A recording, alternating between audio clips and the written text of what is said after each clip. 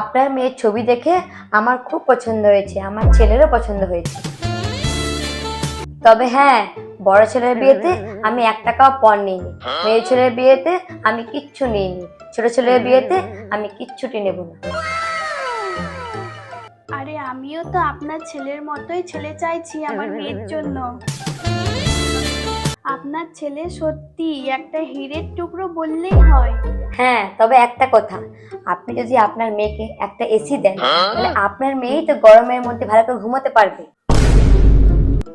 আমার বাবু তো সবসময় কাজেই ব্যস্ত, ও তো ঘরে থাকেই না। তবে হ্যাঁ, আপনি যদি আপনার মেয়েকে একটা ফ্রিজ দেন তাহলে ওই তো ঠান্ডা জল খেতে পারবে। আর আমার বাবু সবসময় তো বাইরেই থাকে, আর ও খুব একটা ঠান্ডা জল পছন্দ করে না। আর হ্যাঁ, আর একটা কথা, আপনি যদি আপনার মেয়েকে একটা টিভি দেন তাহলে ওই তো কাজে থাকে, সিরিয়াল দেখতে পারবে। আর আমার বাবুর টিভি দেখতে খুব একটা পছন্দ করে না। কেন? আপনি তো এক্ষুনি বললেন আপনি কিচ্ছু নেবেন না, আবার বলছেন টিভি ফ্রিজ এসবের কথা আবার উঠছে।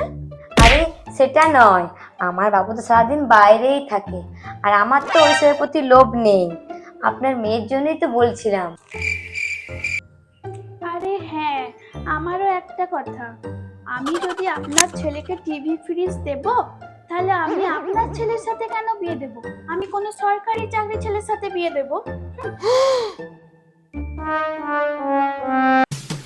মোনা, ওঠ এখান থেকে, ওঠ, চল।